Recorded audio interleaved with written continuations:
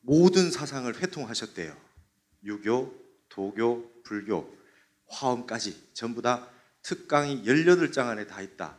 그래서 제가 유교를 전공을 했고 그 다음에 동양학, 노장, 주역까지 다 공부를 해서 스님의 이 강의가 어떤가 이렇게 사서 봤어요. 깜짝 놀랐습니다. 한국에 이런 스님이 계셨단 말인가. 저는 그때 불교에 대해서는 이제 공부를 시작하기 위해서 공부를 시작했었던 때이기 때문에 주로 스님의 사서, 유교, 그죠? 노노맹자, 대학중용, 노자, 장자, 주역 이런 부분에 대한 강의들을 어떻게 하시나 들었습니다. 23살에 출가를 하셨다는데 어떻게 이런 책을 다 보셨을까? 오대산에서 사셨다고 하는데 이걸 어떻게 책을 구해서 중국 책들을 이렇게 다 저도 보지 못한 책들을 다 보셨을까? 정말 미스터리했어요. 그래서 이제 그 스님의 CD를 계속 들으면서 거기에 있었던 화엄의 그 요약들을 계속해서 반복해서 들었죠. 그러면서 이제 저는 불교 공부를 모든 텍스트를 타너 스님의 번역했는 텍스트를 보면서 이제 공부를 하면 되겠다는 생각을 했어요. 왜냐하면 제가 공부했던 분야에 대한 책들이 너무나 완벽했고 이분의 스칼러십이 너무나 뛰어났기 때문에 불교 책도 이 스님의 책을 따라보면 되겠구나라고 하는 확신을 가졌어요. 그래서 제가 동국대학교를 들어가서 4년 동안 이제 불교 기본은 다 공부를 하고 참선을 해야 되겠다 싶어서 동국대학교를 들어가면서 스님의 그 번역본들 책을 다 구해서 봤죠. 타너 스님은 조선시대 때 간경도감에서 불교 경전을 언해본으로 번역했던 것보다 혼자서 번역을 더 많이 하셨어요. 80권입니다. 80권. 스님이 나중에 그러셨어요. 나는 불보살님의 심부름하러 이 땅에 온 것 같다. 하루아침 푹 자고 일어났더니 번역이 다 돼 있는 것 같다. 이렇게 말씀하시면서 하루에 매일 일어나면 참선을 딱 하시고 나서 그 다음부터는 한 10여 시간을 갖다가 참선을 하셔가지고 점심때 때면 다 끝냈대요. 그날 하루 일을. 그리고 난 다음에 오후에 어떤 분이 오셔도 다 만나주셨다. 바쁘다는 말을 일평생 하신 적이 없다. 그렇게 말씀하세요. 그렇게 해서 모든 경전을 거의 20년 가까이 번역을 하시고 난 다음에 돌아가시기 6년 전에 병환이 생겨서 서울대 병원에 입원을 했습니다. 병원의 의사 선생님이 스님 3개월 남았습니다. 3개월 남았으니까 준비하셔야 되겠습니다. 이랬더니 스님이 내가 3개월 뒤에 죽으면 그 의사 선생님은 아주 명인데 사람은 그렇게 죽지 않아. 복진즉사라. 복이 다해야 죽지. 나는 몇 년, 몇 월, 며칠, 몇 시에 가기로 돼 있어.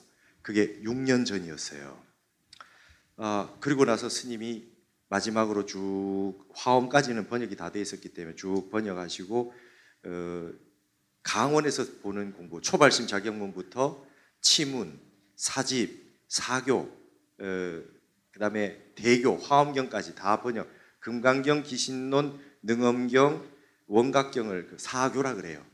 이 번역본들을 다 번역하시고 그러고 난 다음에 마지막에 주역 번역하시고 노자, 장자 다 번역하시고 마지막 노자로 하셨고 장자 번역본이 나중에 사후에 발견이 됩니다.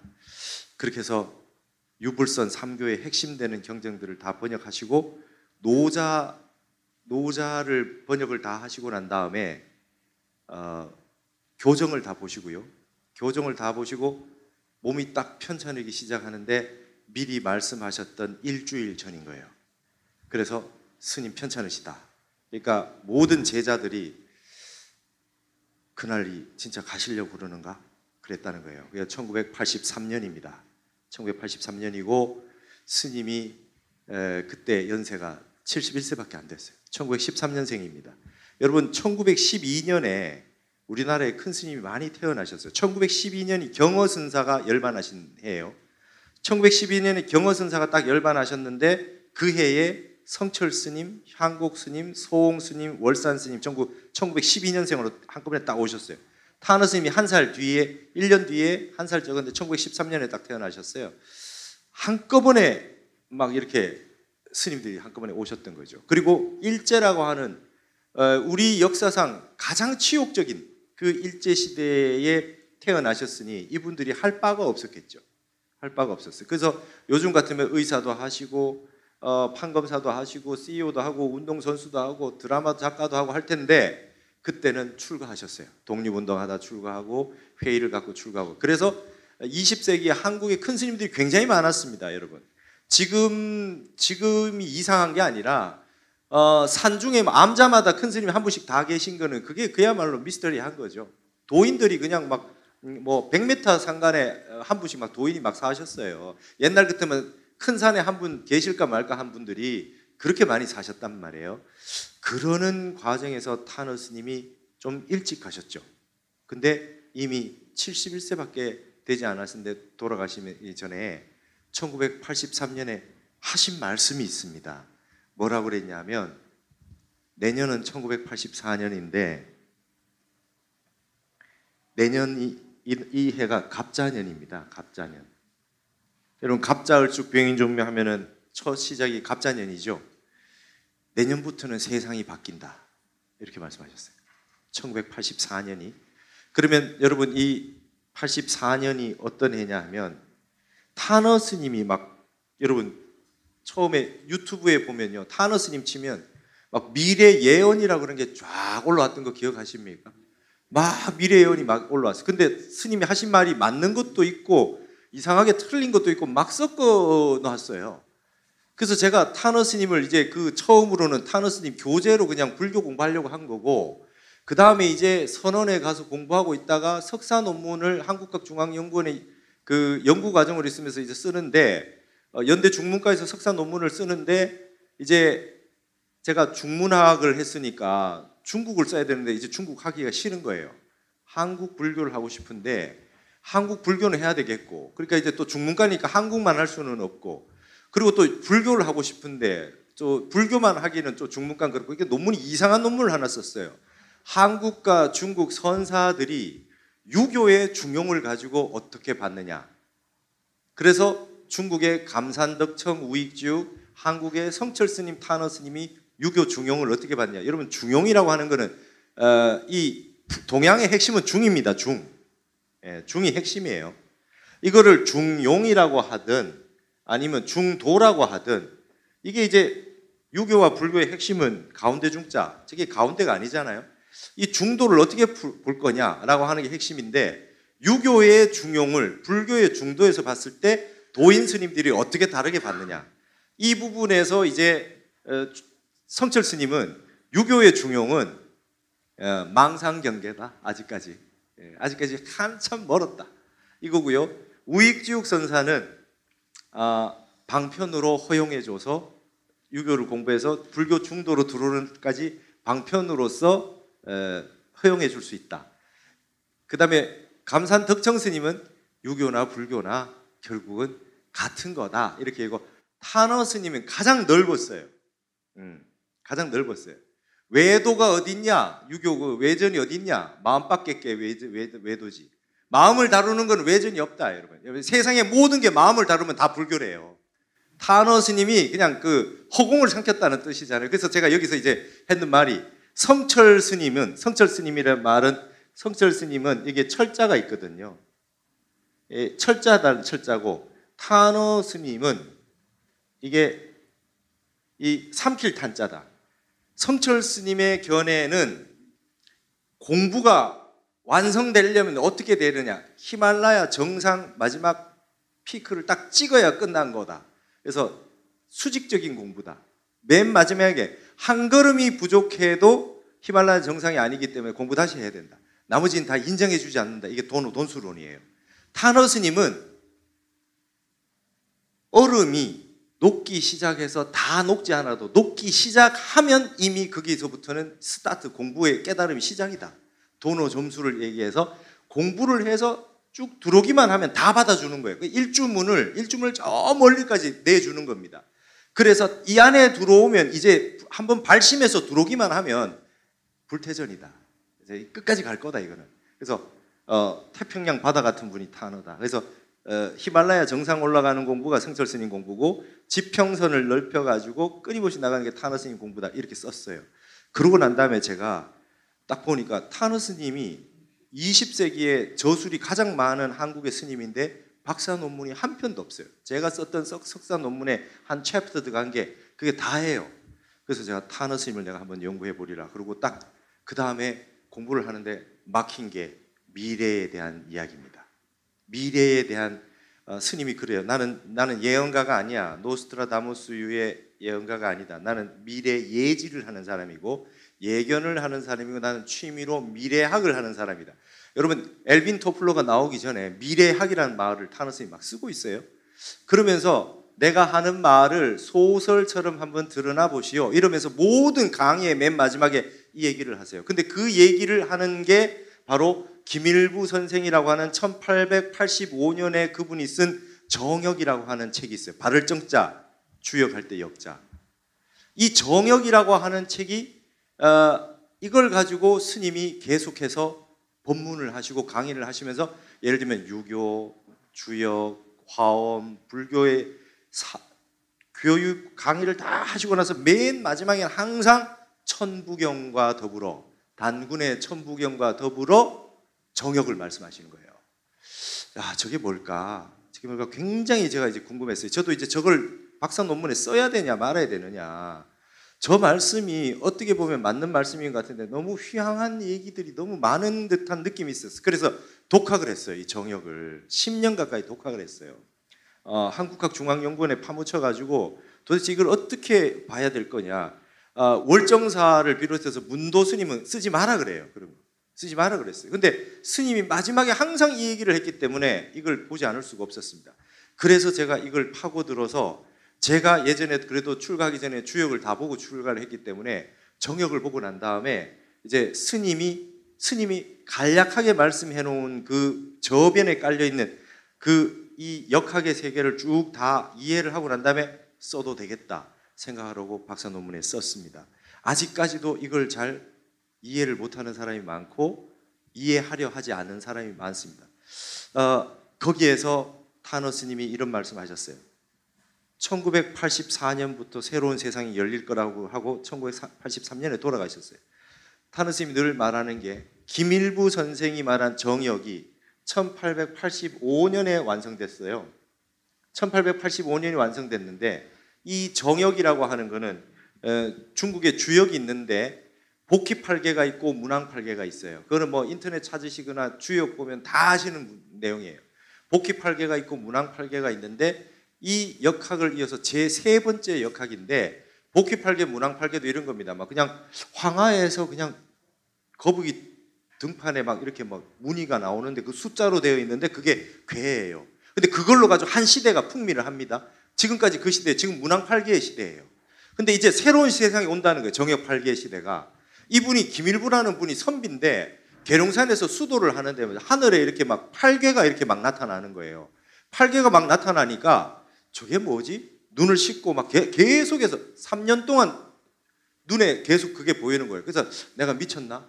왜 이러지? 이렇게 하시다가 나중에 그걸 연구를 했는데 주역에 있는 구절이 있는데 설계전에 있는 구절이 있는데 아무도 역대의 그 어떤 역학자 사상가도 이거는 모르겠다 했는 구절이 있어요. 주자도 주희라고 하는 최고의 역학자가 이건 나는 모르겠다 했는 부분이 이 역학인 것 같다 해서 김일부 선생이 괴를 그려놓고 글을 써서 1885년에 끝이 났어요. 이게 글이. 근데 이게 100년 뒤에 나타날 일이라고 했다는 거예요. 그러면 1984년이 이때부터 100년 됐죠. 타너 스님이 내년부터 나타날 거라 그러고 그 전해에까지 정역 강의를 시컷 많이 하시고 입적하셨어요. 그 다음에 여러분, 그 다음에 갑자년은 2044년이 갑자년입니다. 근데 여기에 이 정역이라고 하는 거에 정역에 반고오화 원년 이민이라는 표현이 나와요. 여러분 정역이라는 책은 노자 도덕경 정도로 되는 한 4천 몇백 자의 글입니다. 김일부 선생이 그 개에 대해서 그려놓은 그 책입니다. 쓴 책입니다. 반고시라고 하는 것은 중국의 창세 신화에 나와요. 어떻게 되냐면 이분이 그죠 키가 조금 했는데 하늘과 땅을 이렇게 떠받치고 있었대요. 떠받치고 있는데 키가 점점 자라는 거예요. 키가 점점 자라고 하늘과 땅이 나눠졌대요. 그게 방고시예요. 그러니까 화두에서 방고시 이전 소식을 한마디 일러라 이러면 천지미분전 소식이에요. 태초의 세계. 우리 불교에서는 뭐라고 하냐면 법화경에 나오는 위음왕불 이전 소식을 한마디 일러라 그래요. 위음왕불이 최초의 부처님이래요. 그러니까 방고시 이전이나 그 다음에 천지미분전이나 또 우리가 많이 쓰는 거 부모 미생전 본래 면목. 부모에게 나기 전에 본래 면목이 시신마요 먹고 하는 거. 부모 미생전이 이번 생 부모 앞에가 아니에요. 내가 윤회했는데 태초의 부처님, 태초의 부모님 이전에 나는 뭐냐 이거예요. 내가 하여튼 처음으로 몸 받아서 태어나기 그 부모 이전에 뭐가 있었냐. 이게 이제 그러니까 방고시 이전이나 위음왕불 이전이나 천지미분전이나 똑같죠. 근데 이게 방고시입니다. 근데 정역에 무슨 말이 있냐면 이 반고의 세상에 원년이 이민년에 한번 펼쳐진다는 거예요. 그러면 1885년에 쓰여진 정역이 100년 뒤에부터 이 정역의 내용이 펼쳐지는데 그 내용의 이민년이면 언제입니까? 올해입니다. 2022년. 제가 미주현대불교의 김영근 대표님이 스님 미국 갑시다 했을 때 갈게요 했어요. 왜냐? 이 이야기를 미국 땅에 이 뉴욕에 한번 내가 하겠다는 거죠. What a crazy. 미국 왔으니까 미국 왔으니까 영어 한번 씁시다. 미친 겁니다 이거는. 미친 거예요. 근데 제가요 이 내용을 논문을 쓸 때마다 느낀 게 너무 쓰기가 힘들어요. 장애가 너무 많고요. 동국대학교에서 발표를 하러 가는데 차가 섰어요. 길 한복판에. 차 폐차됐어요. 그래서 제가 15년 타던 차를 갈았습니다. 그리고 그때 느낌에 따라 이거 발표하면 안 되는가 보다. 그래서 논문 다 내놓고 발표하러 가서 폐차시켜서 거기에다 넣어놓고 택시 타고 가서 발표할 때 제가 막 얘기 안 하면 무슨 내용인지 잘 모르거든요. 읽어도. 그래서 발표를 안 하고 쓱 넘어가서 발표를 마감하고 말았던 적도 있어요. 근데 이민년이 가까이 왔잖아요. 그래서 제가 BTN 불교TV의 탄어사상을 강의를 하면서 2021년이었습니다. 2021년. 이제 내년이면 이민년이니까 올해 내가 한번 한다. 그리고 이 강의를 해놓고 2020년 연말까지 강의를 딱 하고 저는 사라졌어요. 8개월 동안 산에 들어가서 안 나왔습니다. 정진하러 들어가서. 왜냐하면 엄청난 먼 일이 있을 것 같아서. 그래가지고 제가 9월 달에 딱 나왔는데요. 이 정역을 썼던 김일부 선생의 제자 학산 이종호 선생이 충남대 총장을 지내셨던 분이 학계에 정식으로 가셔가지고 철학과 교수를 하면서 정역으로 박사 논문을 쓸 수 있게 만들어 놓은 유일한 대학이 충남대학입니다. 근데 수없이 많은 연락이 BTN으로 왔어요. 하여튼 별의별 사람이 다 왔겠죠. 근데 그 중에 한 팀이 충남대 쪽에 학산 이종호 선생의 제자였던 분들이 연락이 왔다는 거예요. 우리가 이민년을 기다리고 있었는데 이 내용 가지고 어떤 스님이 나타나서 BTN에서 불교에서 강의를 했는데 탄어 스님이 그렇게 했다는 얘기를 하니까 너무나 반가웠다. 그러면서 연락이 왔어요. 그래서 그분들과 통화를 하면서 느낀 게 그렇습니다. 잘못하면 이거 미신이다, 무속이다, 별의별 소리를 다 듣게. 탄어 스님 당시도 탄어 스님도 그런 말씀 들었어요. 40년 내년에 탄어 스님 40주년인데 제가 이제 그런 소리를 들을지 몰라요. 탄어 스님이 히말라야 저 부처님 성지순례를 갔던 적이 있어요. 70년대에 헬기를 타고 히말라야를 쭉 지나가서 룸비니를 가니까 네팔을 가지 않았겠습니까? 쭉 헬기 타고 가시다가 저 히말라야가 앞으로 다 녹아 그랬어요. 그러니까 그때 굉장히 그 다큐멘터리 그 감독님이 88 올림픽을 하셨던 분이에요. KBS에 대단한 그 PD 분이 계셨어요. 그분이 스님 말도 안 되는 소리 하지 마십시오. 에이 딱 잘라버렸대요. 그때 탄어 스님이 나는 과학은 몰라. 근데 역학적으로 그렇게 돼 있어. 그러셨어요. 그분이 작년에 돌아가셨어요. 그 다큐멘터리 감독이 하시는 말씀이 그때 타너스님 말씀을 제대로 좀 들어놨으면 기후 위기, 기후 변화, 북빙하가 녹고 뭐 이런 부분을 내가 세계적인 다큐멘터리를 만들 수 있었는데 내가 그때 스님을 무시했다. 딱 그래요. 근데 타너스님 주로 하신 말씀이 이래요. 북빙하가 녹기 시작했다. 1983년에 돌아가신 분이 그 전에 10년, 20년 전부터 북빙하가 녹기 시작했다. 북빙하가 녹기 시작했는데 저게 통계학적으로 맞지 않다. 이게 녹기 시작할 때는 고드름이 물방울이 하나 뚝뚝뚝뚝 처음에 떨어지다가 뚜둑뚜둑뚜둑뚜둑 떨어지다가 나중에는 고드름이 뚝 떨어진다. 덩어리채로 뚝 떨어진다. 가속도가 붙으면. 그렇게 될 때 지구에 엄청난 변화가 온다는 걸 알아야 된다. 그게 정역에 다 나와 있다. 정역에 다 나와 있다. 동국대 지금으로는 정각 원장인데 그때는 동국 선원장이셨는데요. 정각원에서 이렇게 스님들하고 교수님들 이렇게 모여 있으면 타너스님 막 이런 얘기를 막 했대요. 지금은 막 북빙하가 녹고 있고 지진 해일이 날 것이며 생암지옥에 떨어져서 많이 죽는다. 산채로 지옥에 떨어지는 거예요. 싱크홀 말하는 겁니다. 땅 속에 불기운이 들어가서 북빙하로 기운이 들어간다는 거예요. 여러분 그게 여러분 책에 있는 63쪽에 있는 정역 8궤도라는 궤도 이거 하나로 그렇게 해석하셨다는 거예요. 지금 이 얘기를 미국 뉴저지에서 하고 있잖아요. 이민연에. 근데 지금 여러분 이 책이라는 게 어떻게 만들어지신지 아십니까? 제가 이거를 말이죠. 책 준비를 한 적이 없어요. 지금 온다는 우리 대표님이 초빙을 해서 뭐 와서 그냥 와서 해도 되잖아요. 근데 제가 한국학 에세이에 썼던 거 영어를 번역해 준다는 분이 생겼고 코리아 타임즈 기자분들이 이걸 번역을 다 해주셨고 어느 한 분이 나타나서 편집을 해주더니 이 책을 만드는데 보시 시주를 다 해주시고 번역비를 다 내주시면 갑자기 생겨서 보름 만에 이 책이 다 만들어져 가지고 이거 가지고 오게 된 거예요.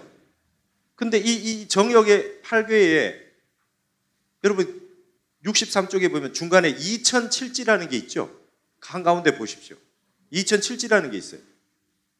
2000이라고 하는 건 여러분 2는 숫자적으로 여러분 135 친구는 양입니다. 그렇죠? 2, 4, 6, 8, 10은 음이에요.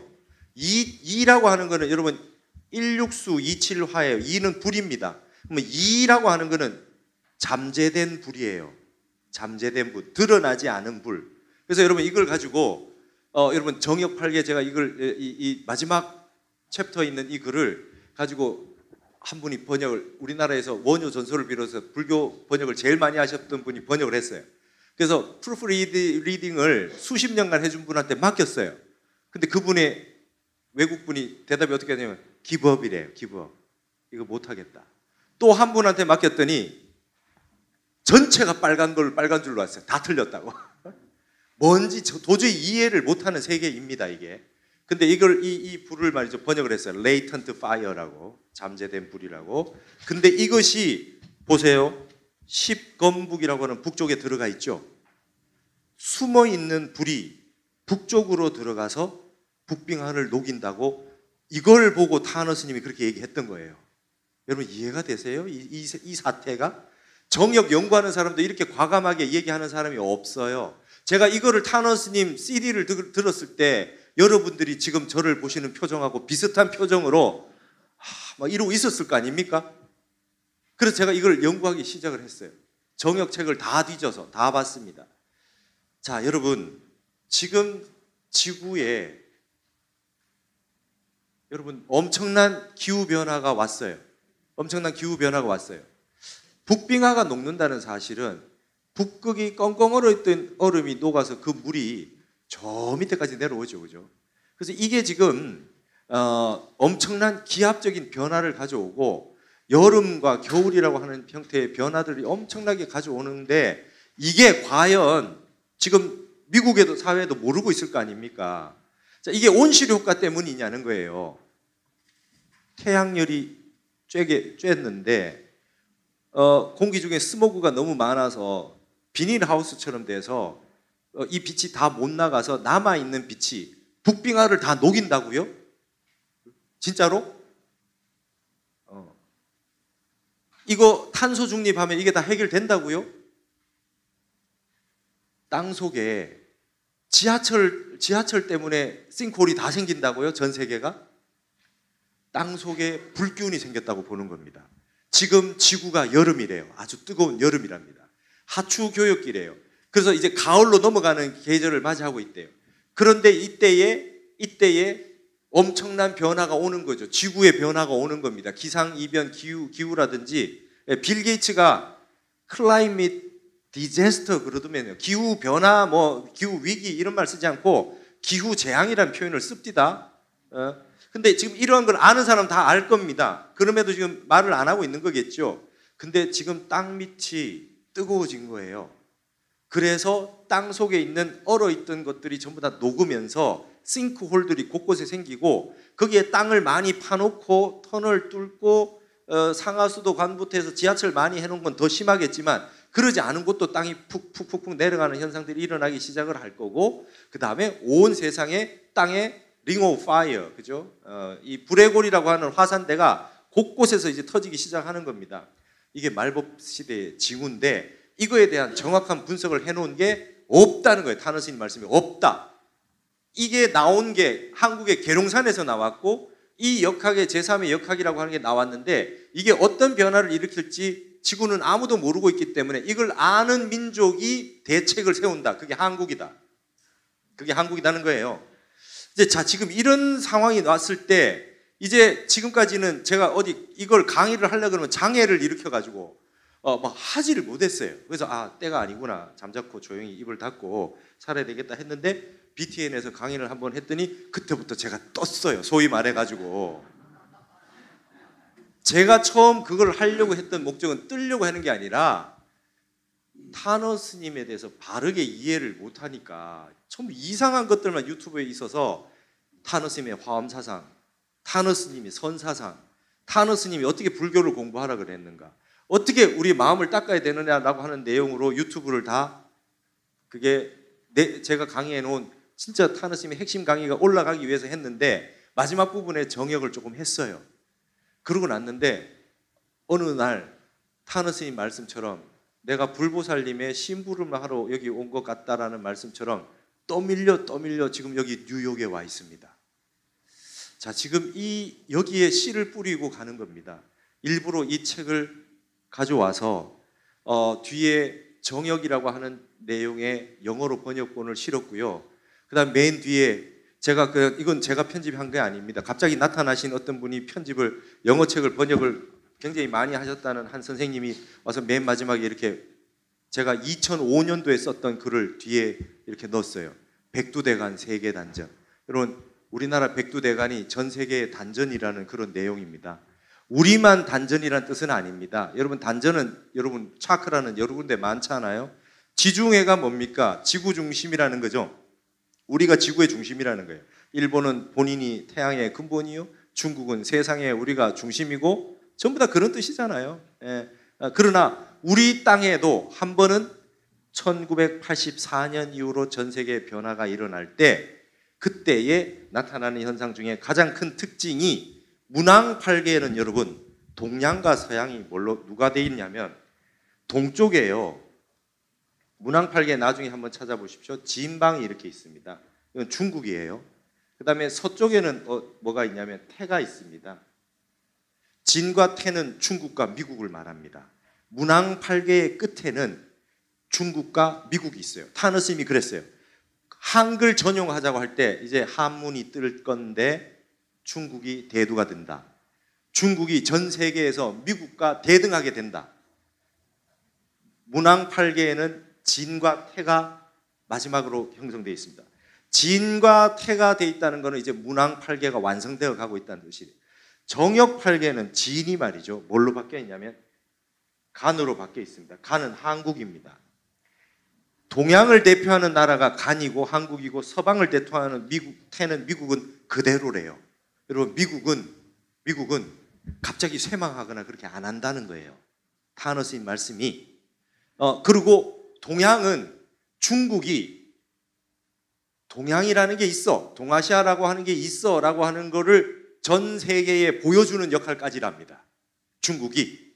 그러고 난 다음에 중국이 보여주는 세계가 아니라 한국이 보여주는 세계가 앞으로 동양의 정신과 순수한 문화를 보여주는 게 된다. 이러시면서 타너 스님이 50년 전에 한국의 청년이, 이 간은 소남입니다. 간이라고 하는 건 이게 젊은 남성을 말하는 겁니다. 그 다음에 미국은 소녀입니다. 젊은 여성입니다. 그래서 이걸 간태합덕이라고 그럽니다. 소녀와 소남이 친합니다. 저 멀리 떨어져 이렇게 이역만리 제가 타고 오니까 정말 미국이 너무 몹디다. 이렇게 멀리 떨어진 미국이 왜 동양에 있는 그 조그만 나라를 왜 도와줍니까? 타너 스님은 간태합덕이다. 젊은 청년하고 젊은 소녀하고 서로 연애하는 관계다. 부부래, 부부. 그러면 지금까지 한국은 뭡니까?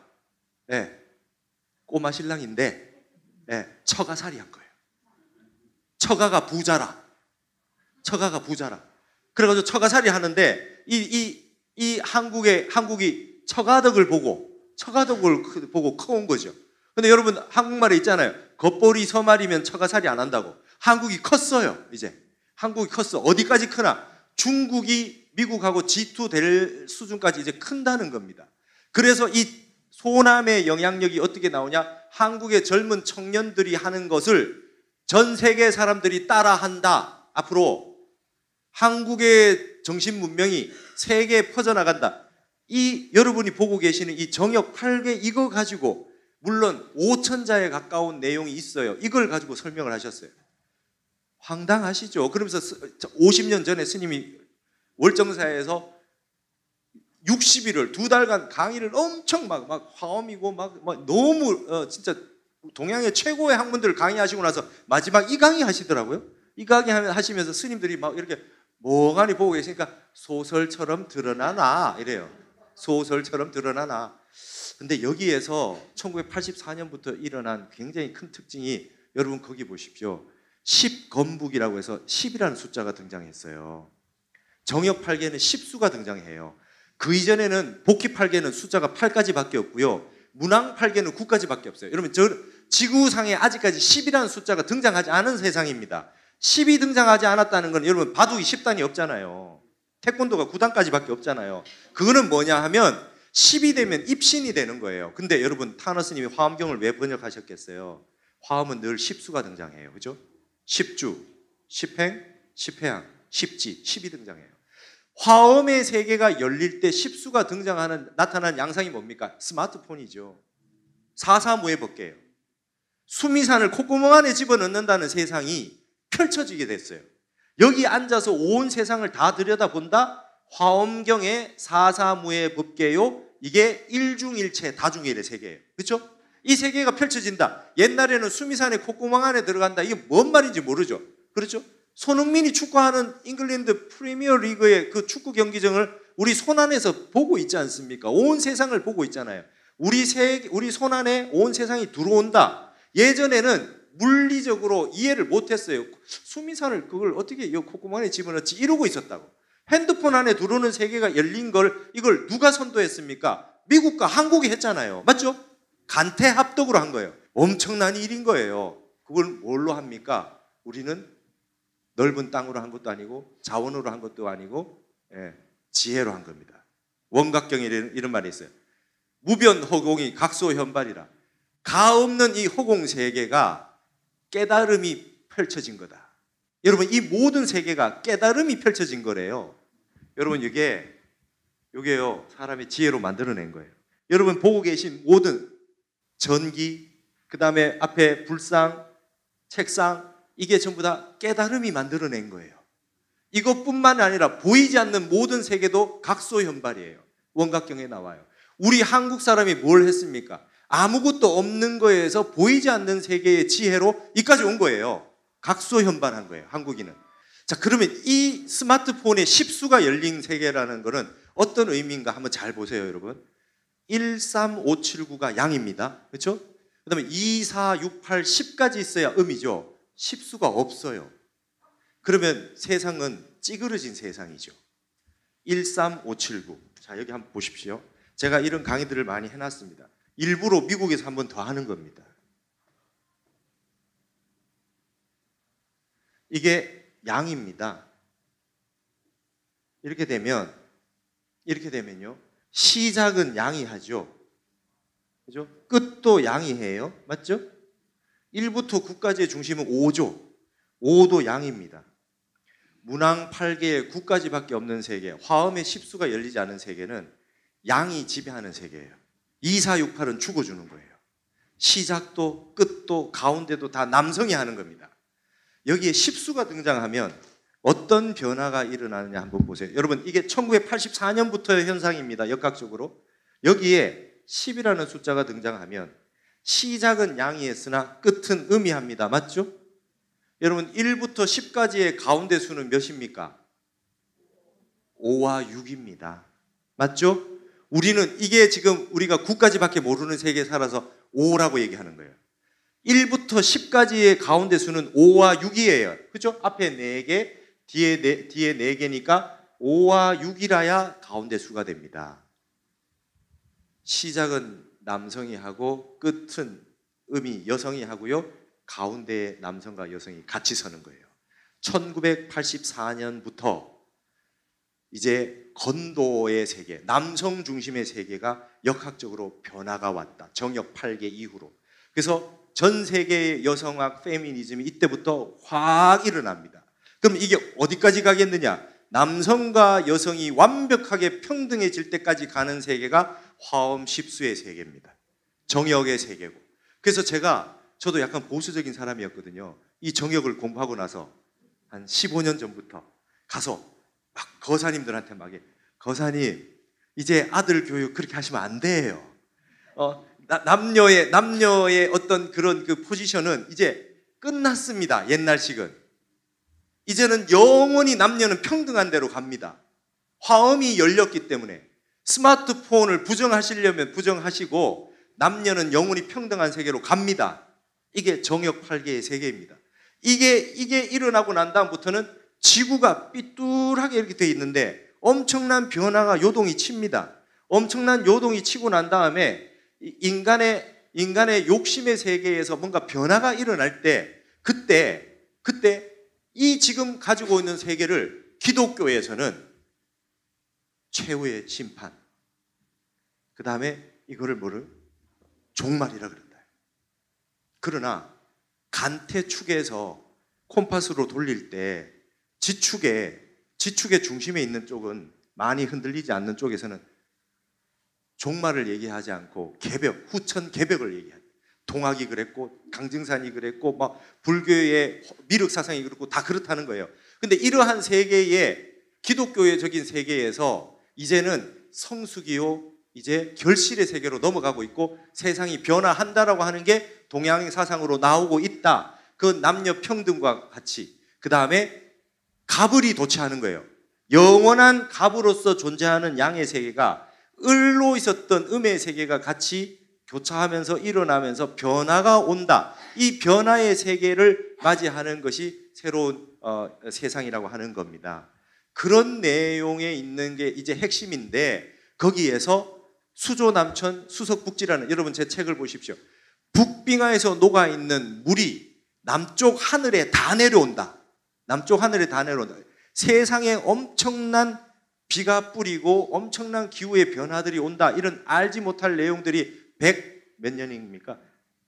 150년? 140년? 그때 이미 역학적으로 구현되어 있었고 타너 스님이 40년, 50년 전에 그걸 소설처럼 드러나 보라 그랬고 스마트폰이 열린 이 시대에 10의 수를 얘기하면서 제가 이 얘기를 하고 있어요. 저도 소설같이 말씀드리는 거고 이게 10년 뒤에 20년 뒤에 어떻게 될지 알 수 없다. 그러나 분명히 여긴 정역의 역사상 처음으로 정역이라고 하는 말이 영어로 번역돼서 왔다는 거예요. 저는 앞으로 남아있는 한류의 근원과 한국 불교라고 하는 것 속에 정역이라고 하는 건 유불선이 하나가 되어 있는 세계예요. 기독교까지 하나가 되는 세계고 이 세계는 이제는 만민이 평등하고 가불이 평등해지는 세계. 그 다음에 이러한 세계는 말이죠. 삿된 마음과 욕심을 가져서는 잘 살 수 없는 세계. 인과법이 적용되고 불교에 하는 세계. 불교가 이제 크는 세계입니다. 미국 땅에서, 이 어마어마한 미국 땅에서 불교가 이만큼 발전하고 지금 온 사람들이 다 명상을 하려고 하는 것은 물질에서 정신으로 넘어가고 있고, 이제 1부터 9까지밖에 없는 세계가 10이라고 하는 숫자를 맞아. 여러분 10은 음의 상징이자 고요할 정자의 최극수입니다. 맞죠? 음의 극수예요. 고요함이라고 하는 걸 찾기 시작하는 건 이런 기운 때문이라고 타너 스님을 얘기했고, 이제는 지구가 굉장히 많은 기후 위기가 이런 게 오더라도 마음을 고요하게 하는 참선이 대세가 될 거다. 그래서 허망심을 내지 않으면 현세의 그대로 고살이다 라고 했던 원각경의 구절이 맞아 들어간다. 타너 스님 그렇게 말씀하셨어요. 이젠 참선의 세계가 열릴 것이고 화엄의 세계가 열릴 것이다 이렇게 말씀하셨습니다. 일부러 이 정역이라고 하는 것을 미국 땅에 처음으로 제가 번역을 해서 그 일부분이라도 가져왔습니다. 앞으로 남아있는 많은 부분들을 제가 정역의 부분들을 연구를 해서 이제 번역을 할, 타너 스님 연구를 한 10몇 년 하고 나니까 타너 스님 말이죠, 일본 주석도 보지 않았어요. 그래서 중국 책만 보셔가지고 제가 한 10몇 년 동안 영어를 한 줄도 안 읽었어요. 그래서 앞으로 이제 영어 공부도 좀 하고 어떻게 영어를 번역할 건가, 어떻게 이 세계에 이런 한국에 이런 사상이 있었다는 거를 전해줘야 될 필요가 있다는 생각을 하고 제가 이렇게 해왔습니다.